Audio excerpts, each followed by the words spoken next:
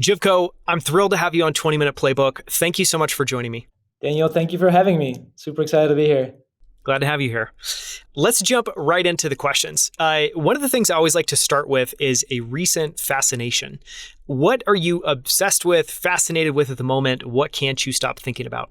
Yeah, well, it's evolved over time, but I'm super fascinated with e-commerce and logistics. If it's hard to shy away from that. To me, e-commerce is one of the greatest frontiers still, where the American dream is still alive, and you can have folks from zero to no education or zero to no funds figure it out, make it happen, and bring uh, business commerce to not only their livelihood but to also parts of the country that are maybe underserved. So it's something that I'm continuously fascinated about, and obviously logistics, being with ShipBob. But recently, one of the things that has been more fascinating is just is segments of the e-commerce space where fulfillment traditionally doesn't creep into or help out as much, and that's folks that do fulfillment on their own, and they're in the stage where they're like too big to hand it over to like a, a more specialized professional service, and yeah, and they're at a point where they need help. So yeah, at ShipBob we release some interesting products to help those folks out, but it's a really large segment that maybe gets overlooked at times that keeps me up at night these days. It's interesting. We're going to get into that a lot in our long form conversation. I want to start with a question that's a little bit of a heavy question, but I wanted to ask it. You know, your parents immigrated to the US with you and became US citizens, and you're from Bulgaria originally. What kinds of risks did they take to do that? And I'm asking that because I know a little bit of the backstory. And what impact has that experience, being the child of first generation immigrants, had on you? I mean, I can't speak enough about my parents because like I got to like my parents essentially like uh, gave up on pretty much everything that they were doing before in their life to come to a new country where they didn't completely understand the culture, the language, all those things, but saw an opportunity for my sister and I, for a better future. When we immigrated, Bulgaria was like it was the mid '90s. Like communism fell apart in '89. There were a lot of turbulence changes, and it was a great opportunity. And my parents were entrepreneurs in Bulgaria, and they also had like stable jobs and like great education, and they literally like came here and like started from scratch. So watching them go through that, and the long hours they worked and the things I had to do to just put food on the table to make things happen. Yeah, like it was a life changing decade, or I don't know how long, part of my life there, that instilled a lot of great lessons, but also instilled some things in me that I'm not sure how else to get, which is just this inner drive to essentially to make the most of the opportunities I have to strive for more, because I've seen what people have sacrificed to give me that opportunity. So I am incredibly humbled and thankful, and I can't speak about that enough for what my parents have done. Switching it up, you know, you've taken a number of unorthodox routes in your career, including dropping out of college to become a professional tennis player, which, you know, is a whole interview we could do in and of itself on that experience and that period in your life. I'd love it if you could share a little bit about that experience, what you learned from it, and what that taught you, being a professional tennis player for, you know, a year, what that taught you that you've applied at ShipBob and that you've applied to your life since then. I started college. And after my freshman year, I dropped out to play tennis professionally. And at the time, it like I played tennis obviously for a long time prior. It wasn't just like a random venture. I wanted to essentially pursue my dreams, and I realized that being in school was time that I'm not spending on the tennis court. And if I don't give it a shot, I will never really know like how what I could have done with a tennis career.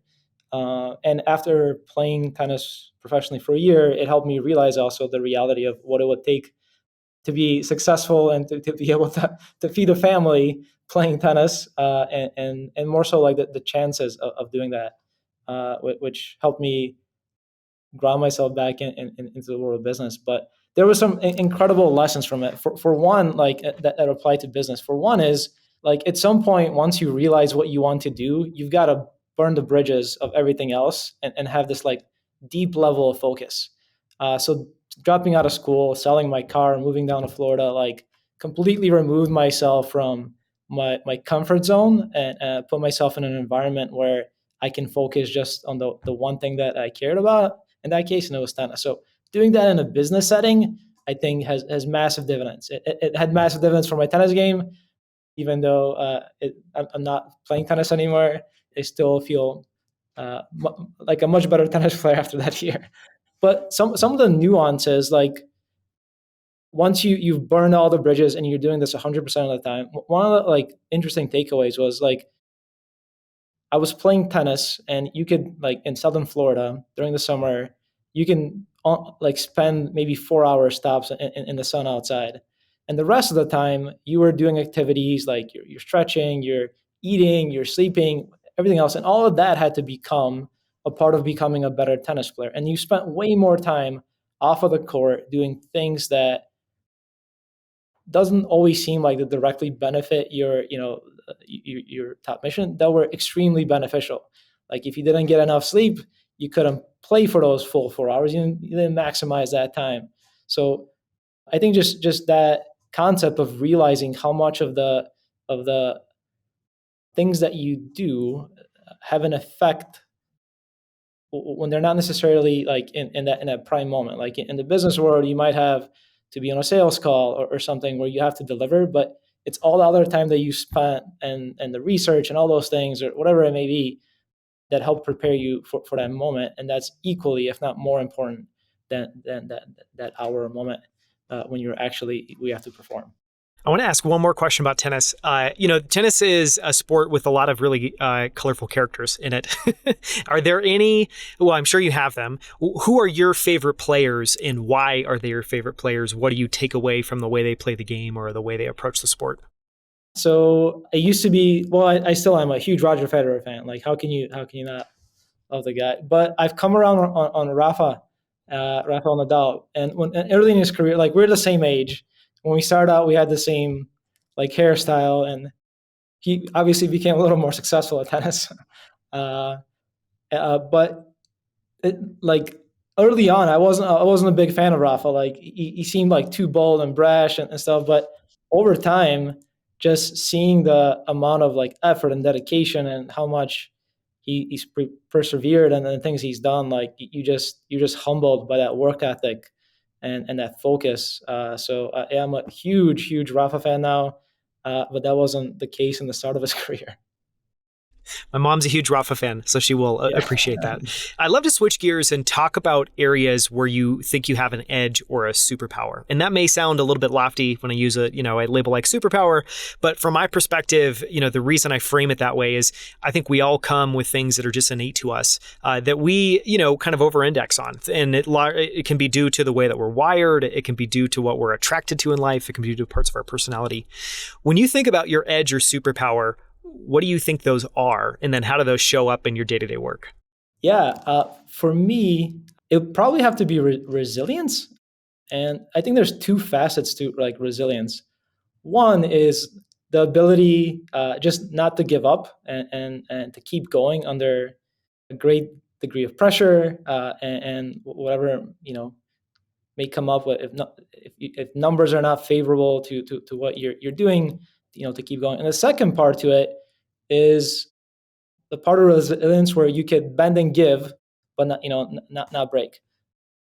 So I think like the way this falls into my like business philosophy is like I'm pretty clear into like the goal that we need to get to, and I can give on how we get there, how much time or how we fund it or how we figure it out.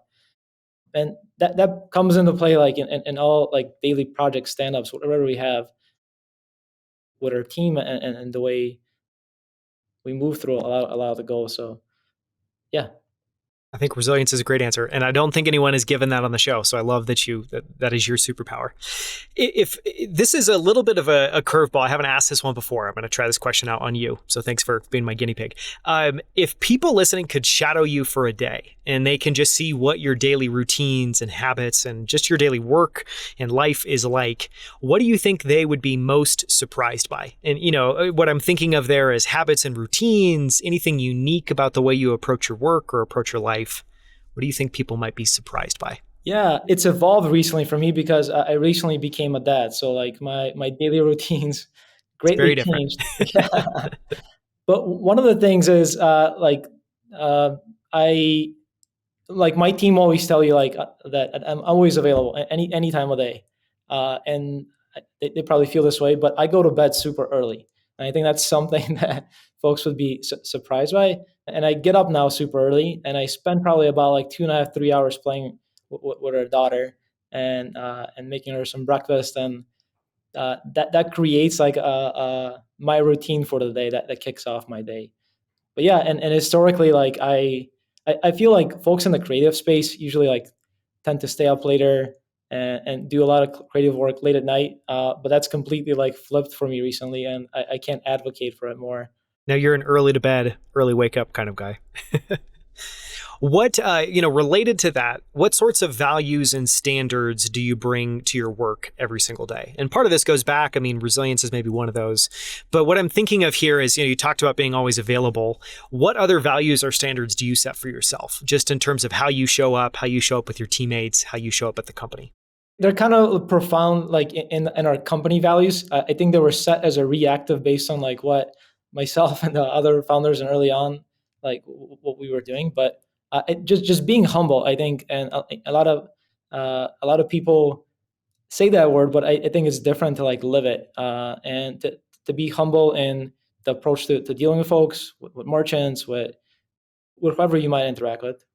The other one is just being a creative problem solver, and that's in a lot of different facets. Like for our department, we're setting up new business units all the time. So what we have to do is connect the dots between different ideas and departments, and resilience, which you mentioned, and you took out of my breath there. But yeah, those are the three things that I probably come to work with every day and shine through. I would always love to ask guests about their favorite books. When you think about books, favorite books, are there any that have either had an outsized impact on you or that you find yourself giving away to others, recommending to others? Any favorite books to share with the audience? Yeah, so this is not like a normal business book, or like I have a theory that I think like a lot of folks in the business space need to read a little bit more fiction. So that book for me is The Count of Monte Cristo. And for one, like I think as a business leader, like a lot of what you do is storytelling, and having examples of great fiction, of great storytelling helps with that. And also being able to I think take your mind off of the everyday things and connect dots. But and then something about the book, it's like there's a lot of different business analogies in there, but just the ability to deal with what happens like when your reality completely shifts and how you react to it. And in the Count of Monte Cristo, it ends up being like a vengeful path. In the second half of the story, that's maybe not the best takeaway, but just what do you do like when your whole life flips upside down yeah. So that's a book that I've given away with a couple of times to folks, and I love to reread. Yeah, that's a great one where I've definitely seen the movie. I imagine a lot of people might have seen the movie, but I don't think enough people have probably read the book. I know I haven't. And I imagine there's probably a great audiobook version of that, so I need to go and look.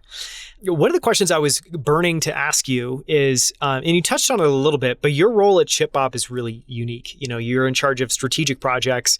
You've basically spent a number of years now standing up new business lines, new features, new products within the company. And so one of the questions I want to ask is what you think you've learned by taking a number of things now from 0 to 1. Because obviously if you're focusing on strategic projects, you're starting off with some sort of business challenge or some sort of goals, typically metrics that you need to be moving towards. But you have to fill in all of the blanks and then take that from an idea into something that's working that at some point you likely hand off to somebody else or to a new team. Any thoughts on solving 0 to 1 or navigating the chasm? So I think that from on the 0 to 1, I think like um, for one is like you need to find something that you love doing, even in like and you need to keep refining that and whatever problem you're solving. And if you don't really love it, like even when somebody else tells you to, just throws you into it, for example, like I get to be in a lucky position where I get to chart that path. But in some cases, like folks in a similar role might be, their C-level executives might tell them go do this. Like you need to fall in love with it. And if you don't, you need to question it until you do. And then you need to get started. And to get started, I think you need to have somewhere around like 30% of the information to get moving forward. And that's a number where I think you recognize that you mostly don't know everything, but you have enough information to get a directional start. And from there, it's just a matter of getting feedback from the people that you think are your customers. And I say that the people that you think are your customers because that might change by the end of the time when you start to talk to those folks. And then like taking that feedback to fill in the rest of your probably not all 70%, but maybe at least like 60% of that. And then one of just the things about like doing this, over and over is one of the most difficult things is like, well, for one, if you follow this of like falling in love with the problem, you get to a point where you have to create this organization where you're useless and you hand it off to somebody else. And that's a really difficult thing if you actually like loved it. And I'm like thinking about like my child currently right now, and when she grows to be goes off to college or something of that sort. But you have to find a way to be in a position where you're comfortable to do that, and it's really difficult. Like till this day, when some of the most recent business unit that became, and it got absorbed by ShipBob in full, it was really difficult to let it go. And that's probably a good thing if you feel that way. That means you've done something right. But you still need to be prepared for it because it's a difficult stepping stone. Yeah, I love that framework. One of the questions I want to ask, kind of related to that is solving the 0 to 1 problem. It makes me think of what you brought up earlier, which is resilience. Because in my, so I have a background in design. I feel like as a designer, as a company builder, you grapple with a lot of 0 to 1 problems. And one of the things you realize is there are just really hard moments in creating anything. You come through periods where you're either stuck in a negative feedback loop, you don't feel like you're making progress. You have to just keep moving forward. What's your approach in those moments, or what have you learned from being in those moments so often?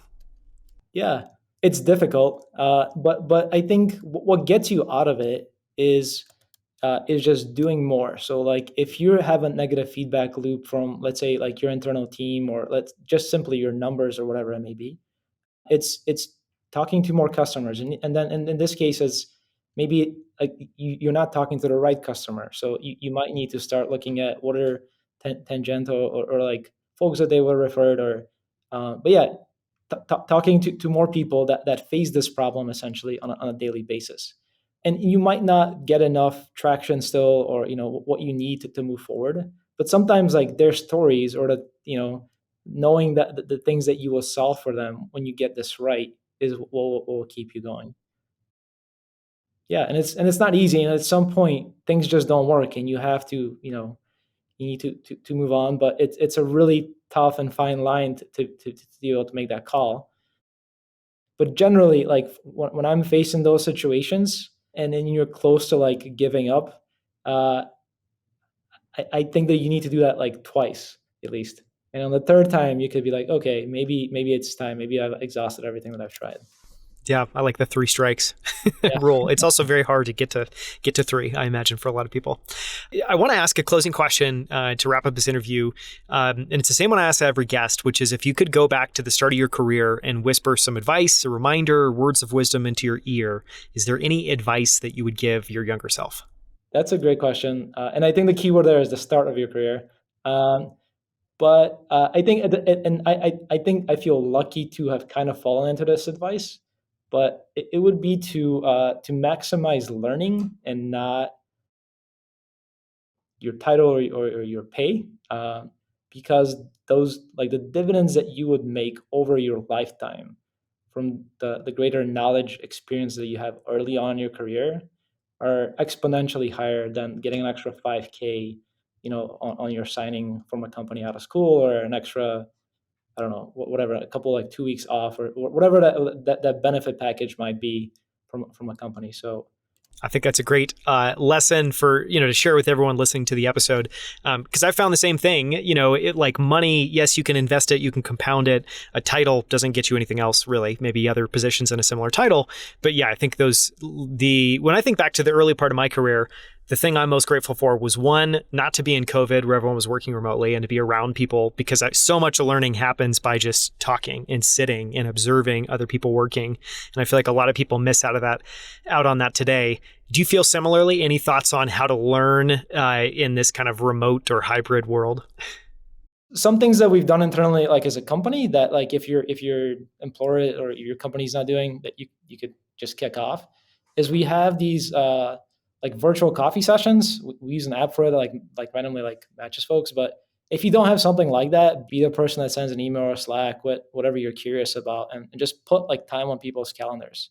I think generally folks would come to it. And yeah, and early on, like it's okay to be ambitious or brash, and plead, like, and ask for forgiveness. Like if you put 30 minutes on the CEO's calendar and he doesn't want to give you the time or doesn't like it, like that's okay. Like you tried, but you could have picked their brain for, for something really cool. So yeah. And then also, like, just try to connect with people like in unique ways. I think a lot of people are coming, getting into the office or some sort of hybrid, but sending people gifts, and getting to talk about those gifts or things, are a way that I found, like, connecting with folks during COVID was great. I sent some books out. It's actually great that you asked that question, but yeah, just some ideas. Yeah, that's great advice. Well, thank you so much for joining me, Jivko. This has been a great conversation, and I appreciate your time. Really enjoyed it.